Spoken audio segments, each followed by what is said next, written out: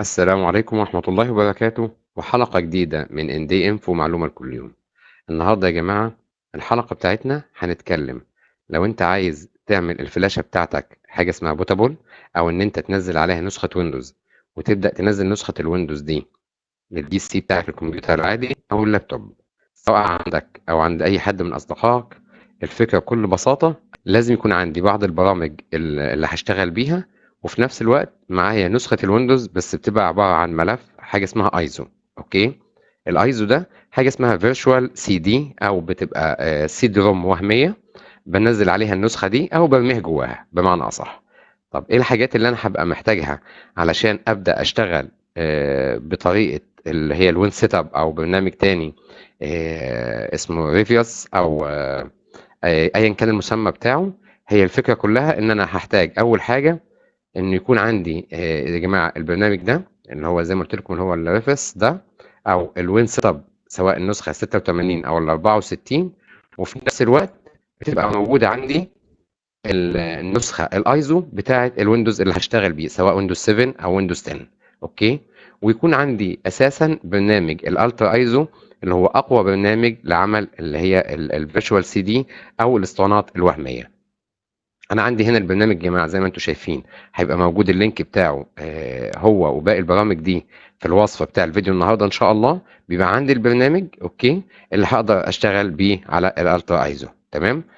طيب ايه المطلوب مني هنا دلوقتي يا جماعه؟ ان انا سواء هشتغل بده او ده، كل واحد ليه طريقه معينه. اول حاجه بتبقى معايا الفلاشه بتاعتي بتبقى مينيمم 8 جيجا عشان اقدر اشتغل بيها. اول حاجه لو انا هشتغل على البرنامج الاولاني ده، اوكي، دبل كليك عليه بهذا الشكل. اوكي يا جماعه، كل اللي بيطلبه مني هنا ان هو عايز المكان بتاع النسخه او الايمج اللي انا هشتغل عليها. دي اول خطوه انا بعملها، ان انا بدوس على كلمه سيلكت. اوكي، بحدد له فين مكان النسخه بتاعتي اللي موجوده عندي هنا بتاعه الفلاش نفسها. تمام، بحدد يا جماعه على طول هنا فين النسخه اللي او الفايل الايزو اللي انا هشتغل بيه. خلاص اوكي،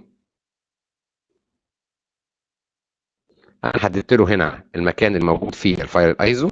خلاص جاست انا دوست عليها كده اهو، اوبن بهذا الشكل.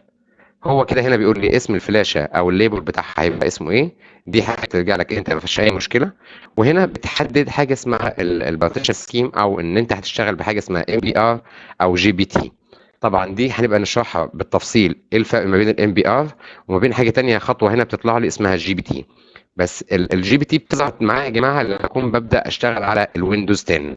والجي بي تي او الام بي ار دي حاجه في نظام الفورمات بتاع الهارد بتاعك اللي انت شغال بيه. تمام، بعدها على طول اول ما بدوس على كلمه ستارت هنا، هو كل اللي بيعمله اول ما ادوس على ستارت بيقول لي هنا ان كل الداتا اللي على الفلاشه دي هيتعمل لها فورمات، هتتمسح بالكامل علشان يبدا هو يشتغل على الفلاشه دي ويحولها بالظبط كانها اسطوانه بورتابل لنسخه ويندوز 7 عندك او ال 10 او ايا كانت نسخه الويندوز اللي هتبدا تشتغل بيها. بمجرد ان انا بدوس اوكي، هو هنا بكل بساطه بيبدا يحمل النسخه بتاعته على الفلاشه ويحولها زي ما اتفقنا لسي دي. طيب، يبقى الخطوه في البرنامج ده يا جماعه مش بتحتاج مني غير ان انا لما بدوس سيلكت هنا ببقى عارف المكان اللي فيه الملف بتاع الايزو بتاعي اللي هو ملف نسخه الويندوز اللي موجوده عندي. طيب، وزي ما قلنا يا جماعه احنا اهم حاجه وانا شغال على البرنامج ده خلاص ان انا بختار حاجه اسمها الفايل سيستم بتاعه الفورمات اللي هيتم بيها فورمات للفلاش بتاعتي او لليو اس بي بتاعتي. دي نقطه. النقطه الثانيه زي ما اتفقنا نركز على الام بي ار، وهنا بعض الاحيان بتطلع لك كلمه جي بي تي. دي بتعتمد اول جزئيه عندي على نسخه الويندوز اللي انا هشتغل بيها. تمام، وعلى الهارد ديسك الموجود جوه الجهاز بتاعي على نظام البوت ريكورد بتاع الهارد ديسك. تمام، فلازم نركز في دي قوي وانا بعمل الفلاشه بتاعتي بوتابل. اوكي، انا هختار ام بي ار ولا جي بي تي. عشان نقولها كده زي ما يعني ما بنقول بالبلدي، الاجهزه الحديثه كلها بتشتغل بنظام الجي بي تي على نسخ الويندوز بتاعت ويندوز 10. اوكي، ده كان بالنسبه لاول برنامج. طيب تاني برنامج يا جماعه عندي اللي هو الوين سيت اب فروم يو اس بي. اهو دبل كليك عليه كده. زي ما انتم شايفين هنا يا جماعه البرنامج ده قصادك كده. كل اللي انت بتعمله بتعمل ايه؟ ان انت بتيجي هنا عند كلمه ويندوز فيستا 7 8 وباقي الكلام اللي مكتوب عندي هنا ده. انا بعلم على التشيك بوكس ده وبدوس على الثلاث نقط اللي موجودين عندي هنا، بدوس اوكي. بس هو هنا يا جماعه بيقول لي ايه؟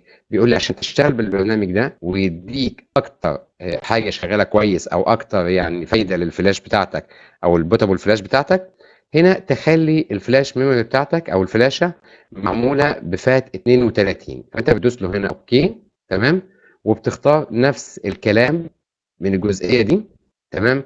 فين موجود عندي النسخه بتاعت الويندوز اللي انا شغال بيها اهي. فبعلم له عليها كده وبدوس على اوبن. تمام. هنا زي ما انتم شايفين يا جماعه بيقول لي ان الفلاشه اللي عندك ما فيهاش مساحه ان هي تتحمل ان انا احولها فلاشه بوتابل. اوكي. فبالتالي لازم انا بدوس كنسل الاول. خلاص. وبعد كده بدوس على كلمه ار ام ريبير يو اس بي، بدوس عليها كده. تمام. وهو هنا في الاول زي ما اتفقنا قال علشان تشتغل بيها لازم تعمل لها فورمات بنظام الفات 32 اللي هو معلم عليها هنا بهذا الشكل. اوكي. مش ان تي اف اس. وبعدها على طول يا جماعه بقول له بريبير درايف ان هو بدوس على دي. اول ما ادوس على الكلمه دي هنا خلاص بيعمل فورمات للفلاشه بتاعتي ويجهزها لي ان انا ارمي عليها نسخه الايزو بتاعتي وابدا اشتغل عليها لانها بتبقى اتحولت خلاص لحاجه اسمها بوتابل. ان انا بمجرد بركب الفلاشه على الجهاز بتاعي البي سي او اللابتوب بتاعي، وحسب بقى البوت منيو بتاعت كل جهاز مختلف عندي. اول ما بدوس عليها بيديني ان الفلاش بتاعتي موجوده والهارد ديسك بتاع الكمبيوتر موجود. انا بختار الفلاشه. وده كنا شرحناه قبل كده في درس ازاي بحمل ويندوز على الجهاز بتاعي بكل بساطه. برضه هنبقى سايبين اللينك بتاع الحلقه دي عشان لو حبيتوا تراجعوها. دي كانت الخطوات البسيطه علشان احضر الفلاشه بتاعتي. اوكي. واحولها بوتابل سواء بالبرنامج اللي هو الوين سيت اب او البرنامج اللي هو ريفس. اوكي. طبعا دي كانت الخطوات بتاعتي يا جماعه ان انا بستخدم البرنامجين بتوعي اللي موجودين عندي بكل بساطه. وعشان في بعض الاحيان الناس بتقول لك ان البرنامج ده مش شغال او الفلاش بتاعتي مش شغاله بوتابل. خلاص انت قدامك الحلين يا البرنامج ده يا البرنامج الاولاني تشتغل عليه. زي ما انت عايز انهي واحد فيهم بيساعدك ان الفلاش بتاعتك تبقى جاهزه انها تبقى بوتابل استخدمه وابدا اشتغل عليه.